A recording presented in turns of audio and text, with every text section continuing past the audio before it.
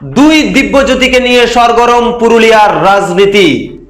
তৃণমূল কংগ্রেসে দলীয় টিকিট না পেয়ে দল ছেড়েছেন তারা।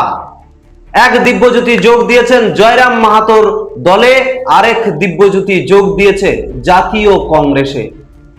তৃণমূল কংগ্রেসের সক্রিয় এই দুই নেতা তৃণমূল কংগ্রেসের প্রার্থী হিসেবে দাবিদার ছিলেন এবারের বিধানসভা নির্বাচনে।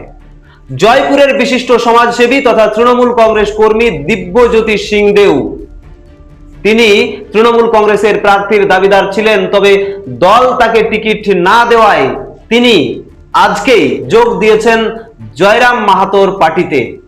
জেএলকেএম এর একটি সভায় ঝালদার তুলিনে তিনি আনুষ্ঠানিকভাবে জেএলকেএম এর পতাকা তুলে নেন এবং সেই মঞ্চ থেকে হুঁশিয়ারি দেন যে আগামী বিধানসভা নির্বাচনে জয়পুর আসন থেকেই ভূমিকম্প শুরু হবে জেএলকেএম এর, এবং যে ভূমিকম্পে কাঁপবে সারা বাংলা।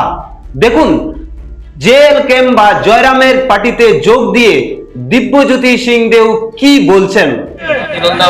যে জয়পুর বিধানসভা থেকে যেভাবে ঝড় তোলা হবে, যেভাবে মাটিতে ভূমিকম্প উঠবে, সেই ভূমিকম্প সারা বাংলা কিন্তু হিলে যাবে এই জয়রাম মাহাতোর দল থেকে। আজ আপনাদের এই মঞ্চে আমি উপস্থিত আছি, এখন থেকে তাদের কিন্তু প্যান্টে পেচ্ছাপ হওয়া শুরু হয়ে গেছে। লড়াই করে এগিয়ে নিয়ে যাওয়ার নাম জয়রাম মাহাতো।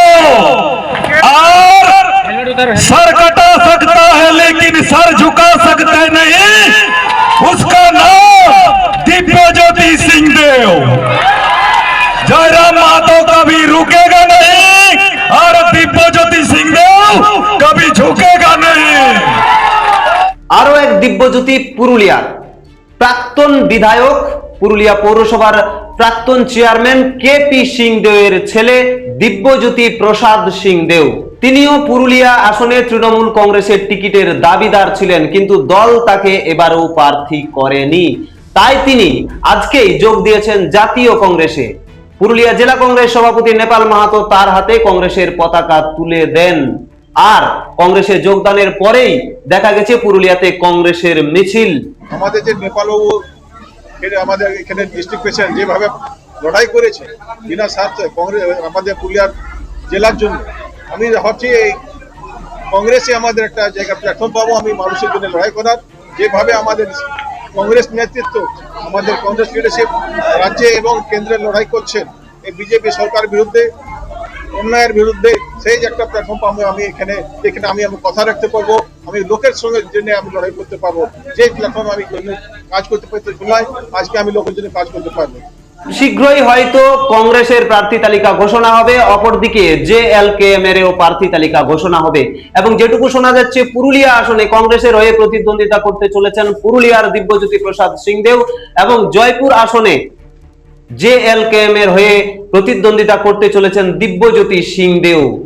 আর এই ঘটনার পরেই রীতিমতো রাজনীতির পারদ চড়তে শুরু করেছে পুরুলিয়াতে, এবং এখন সর্বত্রই চর্চা পুরুলিয়ার এই দুই দিব্যজ্যোতিকে নিয়ে।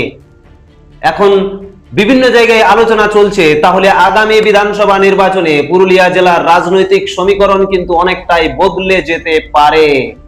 খুব শীঘ্রই হয়তো এই দুই দলের প্রার্থী ঘোষণা হবে এবং দুই দলের পক্ষ থেকেই এই দুই দিব্যজ্যোতি প্রার্থী হতে চলেছেন।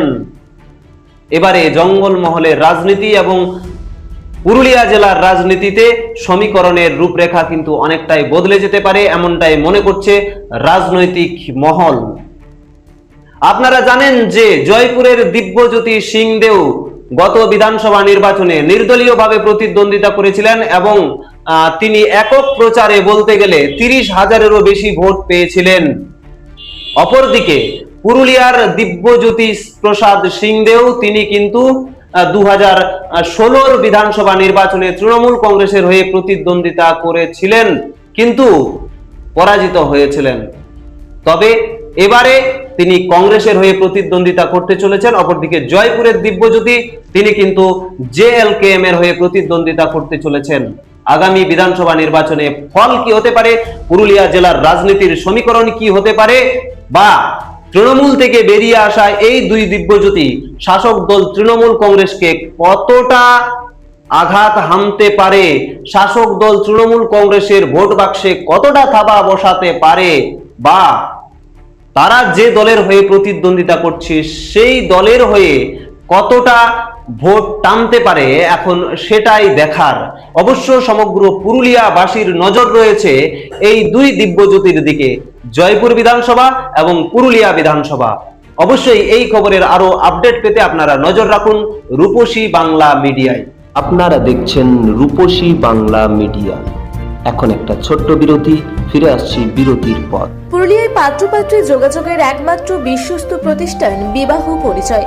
আপনার মনের মতো জীবনসঙ্গী খুঁজতে পাশে রয়েছে বিবাহ পরিচয়। তাই আর দেরি না করে আজই যোগাযোগ করুন বিবাহ পরিচয়।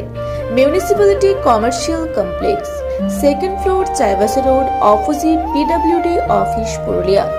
মোবাইল নম্বর 9232440272। ফিরে এলাম বিরতির পর। আপনারা দেখছেন রূপসী বাংলা মিডিয়া।